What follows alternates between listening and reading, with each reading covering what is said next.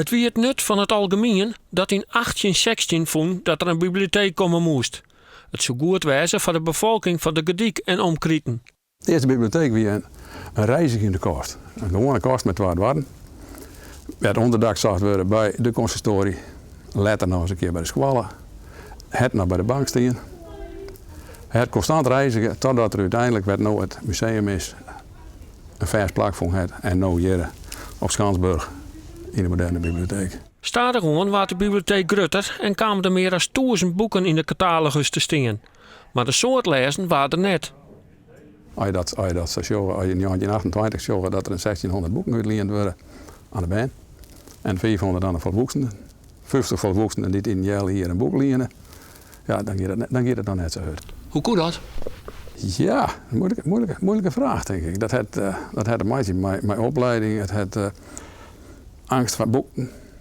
Dat doe ik net eens eens nu. Tjenwurg is dat oors. De Gediekste vestiging had verliezen hier dik 100.000 boeken uitgeleend. Er wordt nog steeds wel lezen, misschien op een andere manier. Je had sindsweg de e-books erbij en die kan ik lezen worden via de bibliotheek. Maar het fysieke boek giet ik nog steeds heel goed dooruit. En ja, daarom kunnen wij natuurlijk nog bestaan. Op dit stuit ben er meer dan 1200 leden, die mij alle keer boeken lenen, zoen of net. Dat wie vroeger oors, zoals die in het reglement. De huisregels zijn prachtig. Artikel 5.